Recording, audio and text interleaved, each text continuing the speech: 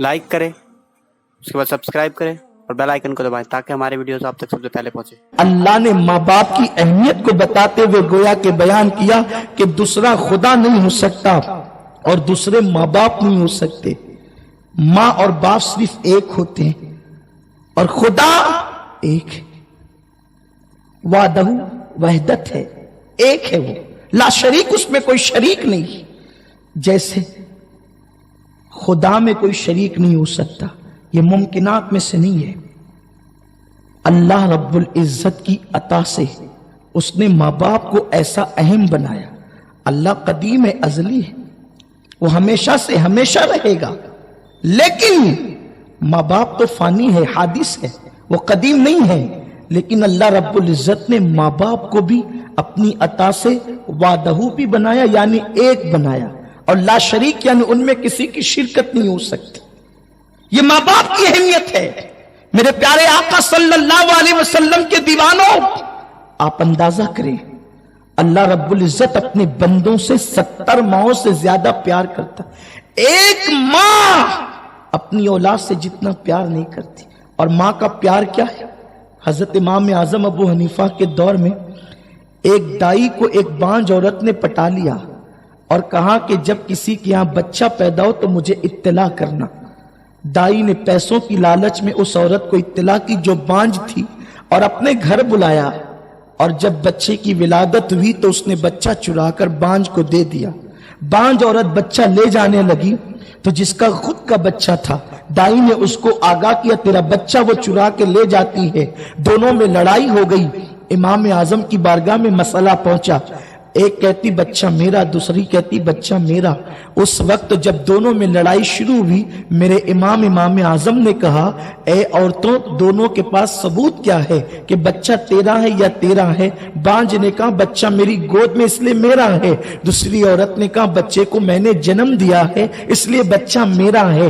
उस वक्त इमाम ने फरमाया सबूत क्या है? तो दोनों ने दाई को पेश किया। चूंकि दाई औरत थी इसलिए इमाम ने फरमाया औरत और एक है, इसलिए दोनों के हक में इसकी गवाही कबूल नहीं होगी। उस वक्त मेरे इमाम ने, चूंकि इमाम आजम जहां फकीह थे, जहां मुफ्ती थे, जहां मुहद्दिस थे, उस इमाम की शान ये थी, अल्लाह ने उनको इतनी अक्ल दिया था कि फरमाते हैं, अल्लाह अकबर, इमाम इब्न हजर फरमाते हैं कि अल्लाह ने इमाम आजम के दौर में सबसे ज्यादा अगर किसी को अक्ल दी थी तो वो इमाम आजम अबू हनीफा को अक्ल अता फरमाई थी। अगर आप लकड़ी के सुतूनों को सोने का साबित करना चाहें तो अल्लाह रब्बुल इज्जत ने आपको वो सलाहियत दी थी कि दलीलों के जरिए से आप उसे सोने का साबित कर दें। ये अल्लाह रब्बुल इज्जत ने उनको अक्ल शऊर अता फरमाया था। इसीलिए तो इमाम शाफई रहमतुल्लाहि ताला अलैह इमाम आजम की शान में कहते हैं कि फिक़ह के मामले में सारे अइम्मा इमाम आजम अबू हनीफा की अयाल हैं, उनके बाल बच्चे हैं। अल्लाह रब्बुल इज्जत ने मेरे इमाम को वो शान अता फरमाई। व आखरीना मिनहुम लम्मा यलहकू कहकर कुरान इशारों में उनकी अजमतें बयान कर रहा है। इमाम को अल्लाह ने अक्ल शऊर दिया था। इमाम आजम की बारगाह में जब वो दाई की गवाही आपने कबूल नहीं की तो आपने बांझ औरत से बच्चा ले लिया, बच्चा लेकर जमीन पे रख दिया। जैसे बच्चा जमीन पे लेकर के रखा, चूंकि जो हकीकी मां नहीं थी उस पर कोई असर नहीं हुआ। जो हकीकी मां थी उसके चेहरे पे एक रंग आता, दूसरा रंग जाता, एक रंग आता, दूसरा रंग जाता। इमाम ने खादिम को कहा तलवार लाओ। तलवार का नाम सुनकर जो बांझ औरत जिसके हाथ से बच्चा लिया था उस पर कोई असर न पड़ा, लेकिन जो हकीकी मां थी उसके चेहरे पर तो अजीब हवाइयां उड़ने लगी। इमाम के हाथ में तलवार आई तो उस मां ने कहा इमाम इस तलवार से आप क्या करेंगे? इमाम आजम ने मुस्कुराकर बड़ी संजीदगी से जवाब दिया, चूंकि बच्चों पर बच्चा एक है और दावा करने वाली दो औरतें हैं, तो कहती है मैं मां, वो कहती है मैं मां, इसलिए मैं एक काम करूंगा, जब कोई गवाही नहीं है तो मैं बच्चे के दो टुकड़े कर दूंगा, एक टुकड़ा तुझे दे दूंगा, दूसरा टुकड़ा इसे दे दूंगा।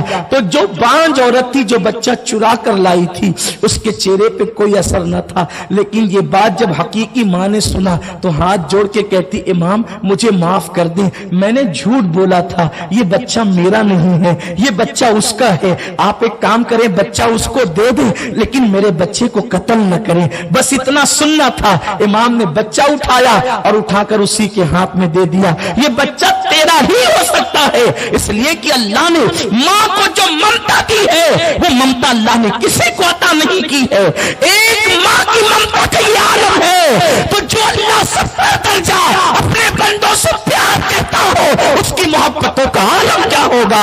हर एक को मनाना मुश्किल है, अल्लाह को मनाना आसान है।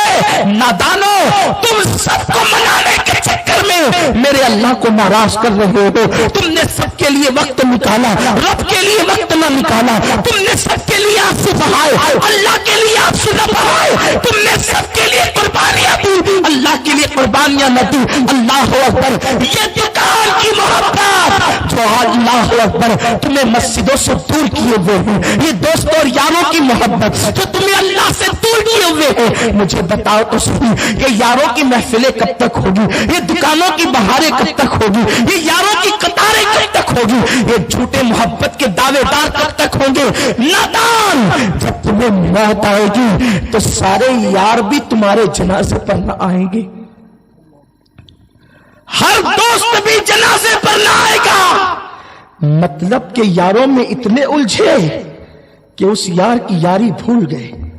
बाबा बुल्ले शाह कहते, उठ बुलिया चल यार मना ले, वरना बाजी ले गए कुत्ते। ए इंसान, तूने धोखेबाज दोस्तों से दिल लगाया, और जो तेरा हकीकी यार था, जिसने मां के पेट में तेरी परवरिश की, तेरी पैदाइश से पहले जिसने मां के सीने में तेरे लिए गिजा पैदा की, तूने उस खुदा को कितना मनाया। तूने रात के 3-3 बजे तक जिना की तस्वीरें देखी, लेकिन कभी रात के आखिरी पहर 2 रकात नमाज पढ़ के उसकी बारगाह में तुझे तौबा का मौका न मिला। अव्वल आखिर जिसकी रहमतों की तुझे एहतिजाज है और तुम मोहताज है, तूने कभी उसकी बारगाह से रिश्ता जोड़ने की कोशिश नहीं की।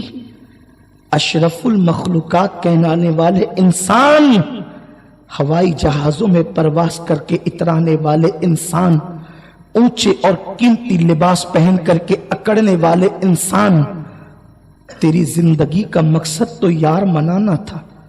गालिब कहते हैं, डुबाया मुझको होने ने, न मैं होता तो क्या होता। सारा झगड़ा तो होने का है, न मैं होता तो क्या होता। न मैं होता तो खुदा होता, वो बंदा किसको कहता और वो किसका खुदा होता। फ़अहबब्तु अरफ़ा कहकर उसने तेरी अज़मत के डंके बजाए। लक़द ख़लक़नल इंसान फ़ी अहसनी तक़वीम कहकर उसने तेरा चेहरा सजाया, और कंडीशन ये रखी, सब तुझे दिया, कुछ नहीं चाहिए, बस मुझे मना ले। और मनाना इतना आसान कि जब सब सो रहे हो तो 2 रकात पढ़ करके गिड़गिड़ा ले। अरे औरों के यहां हाल ये है, इकबाले जुर्म करो तो सजा हो, उसके यहां इकबाले जुर्म करो तो माफी हो जाए। जराइम का इकरार कर लो तो वो माफ कर दे, और गंदगी की बस्ती से निकाल कर तौबा की बरकत से तुम्हें फरिश्तों से बुलंद कर दे।